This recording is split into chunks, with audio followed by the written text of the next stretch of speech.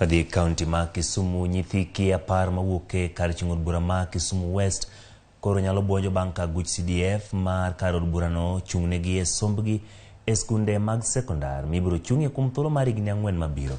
Jopuonjrego oluom ariyo kuok wards 5 ma yudore kar chung' od burano, kendo en gino mane otim bang' nonro mong'ith eneno ni mana jogo ma onge nyalo emoyudo kony. Kan lose kinde mane omiyogi omenda kod kata gigo mag dhi konyogi sombgi. Jatend bura mag Kisumu West Osabuyo wacho ni jopuonjrego riek to ne onge kod nyalo, ka omedo ni en kod geno ni sir makamano biro konyo ngimagi. School check mar 8,500 mama kikiket gimore.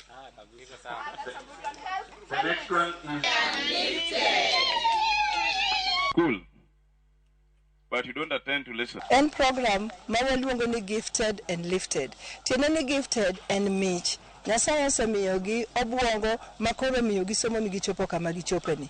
To nikech giha kuonde makoro chandruok ng'enye, wadwa ni wabe wapudhgi e malo mondo wating'gi malo kuma Nyasaye no ogeno ni gibede. Mane momiyo wacho ni lifted. Tiende ni Nyasaye to osemiyogi gweth, momiyogi gift no, to wan kaka jo CDF ma Kisumu West, wan wadwa ni wapudhgi malo mondo wakonygi chopo kuma Nyasaye didwa ni gichope. Waneno ni program ni en wadhi chako gi nyithindo sani ka wachulo negi fees, kwang'iewo negi gimoro amora mondiki ni nyaka gidhi skul, kendo wamiyogi pocket money matin. To chik ma wawacho, nyithindo gi ok chul negi fees kende, nyaka gibed ni wang'iyogi tam ka tam, makata kilimogi e skul kantie Parents Day walimogi, nikech members wa mag CDF koriwore gi District County Commissioner wa o adopt nyathi ka nyathi. Matiende nyathi ka nyathi koro nigi janyuolne e ofis wa mar CDF, kendo wabiro dongo kodgi nikech gini ok en mana somo kende. Bang' higni 4 wadwa ni wabed gi nyithindo mosomo to kalo,